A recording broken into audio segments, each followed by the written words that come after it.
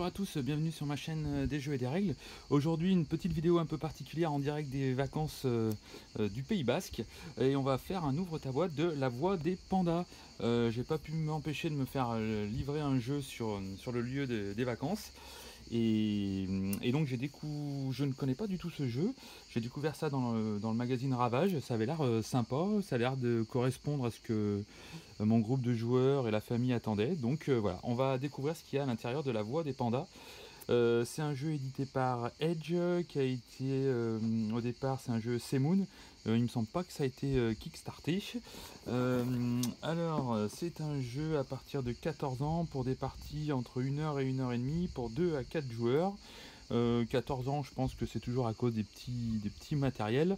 Dans La Voix des Pandas, vous dirigez l'un des grands clans des pandas. Vous devez envoyer vos champions dans les terres ravagées, où ils accompliront des nobles quêtes. Voilà. Il y a l'air d'avoir des figurines, 2 plateaux, des cartes. Donc, avant d'ouvrir, je m'excuse si la vidéo est pas top, hein, mais c'est de l'artisanal. C'est en direct du camping. Hop. Ça se trouve, vous entendez même les... Alors, pas le bruit de l'océan, mais des criquets ou des cigales, ou je sais pas ce qu'on entend. Alors, un petit peu de pub pour la chose, futur jeu de chez Edge. Le livre des règles. Alors, une petite vingtaine de pages. Donc les 2 premières pages avec le sommaire. Le matériel, présentation, ici toujours une présentation du matériel. Il y a l'air d'avoir pas mal de matériel justement. Concept clé, donc ils expliquent un petit peu chaque plateau, chaque carte, chaque iconographie, de voir ce que ça va raconter. Voilà, la mise en place, donc on en est déjà à la moitié du livret de règles et on n'a pas encore commencé à lire les règles. Donc la mise en place, le déroulement de la partie avec des points importants en rouge, donc c'est plutôt à l'image de ce que fait Edge, hein. Plutôt, il y a pas mal de texte, mais il y a quand même pas mal d'images pour étoffer les exemples. Voilà. Donc ici, c'est les règles. Placer des gardes, payer des points d'action, passer la main au joueur suivant, avec à chaque fois des exemples illustrés. Les différentes actions. Donc ici, tout ce qui est encadré, c'est des exemples. Donc si on enlève tous les exemples ici, là et là, et ce grand espace ici, il ne reste pas grand chose en règles. Toujours des règles, bon, il y a quand même pas mal de règles, augmentation de la force.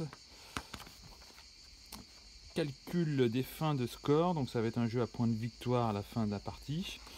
Fin de la partie, quand un joueur place la 5e socle sur la ville, ou quand un joueur place le dernier bâtiment, ou quand une ville devient la seconde capitale. Voilà, il y a trois façons d'arrêter la partie. Et ensuite ici, il y a une explication de tout ce qui est carte ville, des bonus en cours de partie. On va peut-être tirer au sort des objectifs aléatoires pendant la partie. Il y a une variante expert, les crédits, et ici un petit résumé des règles au dos de la règle justement, de La Voix des Pandas. Alors, qu'est-ce qu'on retrouve ici? Donc, des plateaux joueurs. Donc les couleurs sont pas habituelles puisqu'on a du violet, une sorte de orange, du blanc et du jaune. Est-ce qu'elles sont recto verso? Il y a des illustrations pour chaque clan derrière. On va essayer de vous les montrer. On est en vacances, on a le temps. On va essayer de vous les montrer comme ça. Donc, les illustrations sont plutôt sympas. J'aimerais pas me frotter à ce panda, autant un panda on dit que c'est mignon, mais celui-ci a pas l'air commode. Voilà, ah oui, donc chaque clan entre guillemets de panda, il doit y avoir un guerrier, peut-être un combattant ou un magicien. Enfin, ces trois-là ont l'air d'être combattants, je sais pas. Voilà pour les illustrations, donc choix des illustrations. Alors ici, plein de petits tokens, donc oui, c'est bien du blanc, du jaune, du violet et du orange pour les 4e joueurs. Donc je vais pas dépuncher parce que je voudrais pas en faire tomber sur la terrasse et que ça passe sous la terrasse justement. Voilà, donc on retrouve des sortes de gardiens. Donc voilà, là il y en a un, il y en a trois, un ou trois, il y en a même 4 sur la fin. Je sais pas du tout à quoi ça correspond. Alors toujours des pions avec des épées, des casques de samouraï. Je sais pas ce que c'est. Ici des petites enseignes japonaises. Là on dirait de l'argent, du coffre, et on retrouve toujours ici des mêmes icônes qu'on avait précédemment. Ensuite, alors il y a un premier plateau. Alors c'est quand même, je me suis quand même un peu renseigné, hein, c'est un jeu de pose d'ouvrier, somme tout classique entre guillemets à l'allemande. Donc on a ici autour, on voit un petit peu la piste de score. Ici les mandats, donc c'est peut-être les objectifs qu'on va avoir pour la partie, pendant la partie et la fin de la partie. Ça va peut-être changer à chaque partie pour les renouvellements des parties. Ici les points d'action, donc on voit qu'on a 4 points d'action, qu'on va pouvoir en avoir en négatif, en perdre, en gagner peut-être. Une échelle avec l'ordre du tour, donc ça veut dire que ça a quand même son importance, je pense. Et ici tout un tas d'actions. Donc bien sûr je ne sais pas à quoi ça correspond, avec un tableau à 2 entrées, donc verticale et horizontale. Donc ça a peut-être son intérêt. Ici à la fin on peut peut-être comprendre que ça va être pour la construction. Voilà, écoutez, je sais pas, on dirait que c'est de plus simple au plus compliqué, parce que là il faut en dessous, il faut de plus en plus de choses, ça coûte plus cher, puisqu'on là on est dans la, hop, on va essayer de voir, ici on est dans je suppose le nombre d'actions qu'il va falloir payer pour faire justement cette action, et voilà, on dirait qu'il y a une sorte d'échelle. Les premières coûtent 0 action, mais ça a l'air d'être des effets simples, alors que les dernières, ça a l'air d'être un peu plus compliqué. Point de victoire à gagner à chaque fois qu'un bâtiment est construit. Donc il y a, je sais pas, des mémos de règles qui sont expliqués. C'est plutôt pas mal, comme ça évite de retourner à la partie. Et derrière, il n'y a rien du tout. Donc voilà, donc ça c'est le premier plateau, donc le plateau action. Et ici, il y a... Alors, parce que ça va certainement pas rentrer. Il y a un grand plateau, qu'on va appeler région peut-être. Je sais pas comment le mettre pour qu'on y voit quelque chose. Voilà, donc avec des monastères et tout un tas de petits bonhommes. On dirait, bah c'est pas on dirait, mais c'est des ninjas. Hop, voilà, donc tout un tas de chemins, de routes, de régions. Est-ce que ça va être un jeu où il va falloir avoir des régions? On a vu qu'une condition de victoire c'était de créer une deuxième vie ou des bâtiments, donc peut-être qu'on va pouvoir créer nos bâtiments sur les bâtiments qui sont dessinés sur le plateau. Est-ce que c'est recto verso? Toujours pas. Voilà, donc les illustrations sont vraiment sympas, hein. On va essayer de zoomer, mais voilà, les petits ninjas, la forêt, c'est quand même plutôt détaillé, plutôt agréable pour les yeux. Voilà. Voilà pour le grand plateau. Ensuite, alors des cartes. Choisis-en 2 sur les 3. Hop, on va essayer de pas. Donc des cartes, ah bah ça ressemble aux couleurs qu'il y avait pendant la partie et en fin de partie. Donc voilà, c'est peut-être des points, des cartes à objectif pour marquer des points à la fin de la partie. Et ici, c'est les cartes des bâtiments, on dirait. Voilà. Alors là, il y a plusieurs cartes. Ah voilà, bah en courte partie. Ah non, c'est plutôt ça qui était intégré sur le plateau en courte partie. Puisque le premier joueur qui réalise une boucle de 4 routes reliant 4 marchés par des routes lui appartenant et ou neutre, on va gagner 10 points. Voilà, donc ça doit changer. Le premier joueur qui réalise une boucle de 4 routes reliant 4 portes. Voilà, on a l'illustration.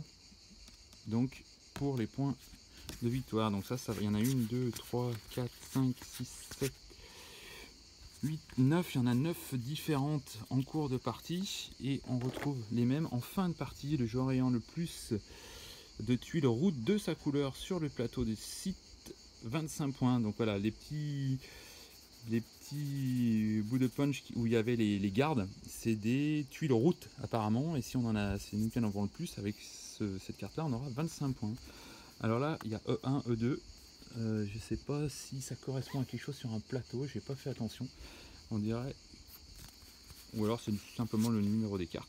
Voilà, donc il y en a aussi 1, 2, 3, 4, 5, 6, 7, 8, 9 cartes de fin de partie. Donc on peut imaginer que mélanger avec celle-ci, ça peut faire des parties à chaque fois différentes. Et là, bah si vous êtes assidu à ma chaîne, vous savez que j'aime bien les beaux jeux. Et on va découvrir les figurines, parce qu'au lieu d'avoir des simples pions en bois, on va avoir des figurines. Alors pour que ça tienne, on va faire comme ça. Alors le premier plateau, ça va être les bâtiments. Alors ça, je suis pas expert en, mais ça ressemble à des portes qu'on peut retrouver au Japon. Voilà. Ici, des bâtiments. C'est plutôt sympa, hein. Plutôt détaillé.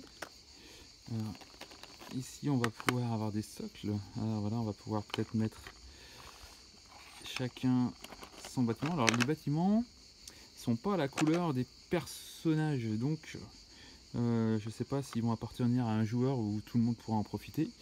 Et les derniers bâtiments, donc la porte, un petit temple et un plus gros temple ici qu'on va pouvoir, j'imagine, mettre comme ça pour faire un ensemble plutôt sympa. Pour les amateurs de peinture, ça pourrait mériter aussi un petit coup de peinture. Voilà, on va mettre ça de côté sans essayer d'en perdre. Et ensuite, alors, les figurines.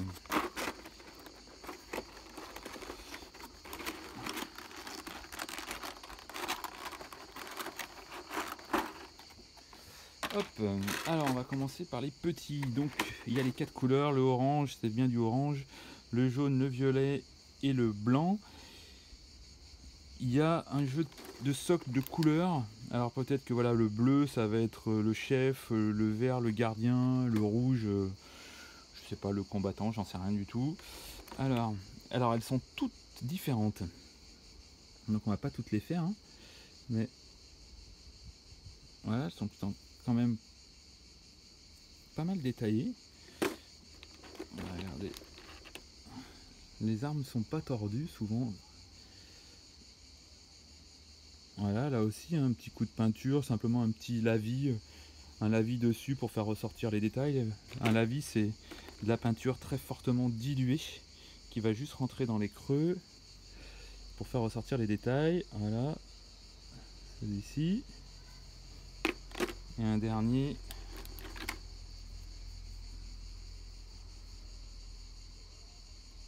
Voilà. Et à côté de ça, on a des petits pandas. Alors est-ce que ça va nous servir ça de pion générique? Ça sera peut-être nos pions à poser sur le tableau, ce qui va représenter nos points d'action, je sais pas. Donc là par contre c'est tous les mêmes, hein. Il n'y a que la couleur donc qui change. Au lieu d'avoir un vieux cube en bois tout carré, tout pas beau, bah voilà, ils nous ont mis des petits pandas. Hop, voilà, ça arrive, il faut tout faire tomber. Et ici on a des pions, peut-être pour marquer les points de victoire sur le plateau, la position, pour marquer le tour en cours, qui est premier joueur, et le troisième, je ne sais pas à quoi ça peut servir, mais ça doit être pour marquer justement les positions sur le plateau. Voilà, alors j'ai enlevé ça, il n'y a plus rien, je vais pas refermer la boîte parce que j'en ai mis de partout. Je vais juste vous remontrer la boîte, hop, sans la pub. Donc c'était La Voix des Pandas, je rappelle, un jeu édité par Edge.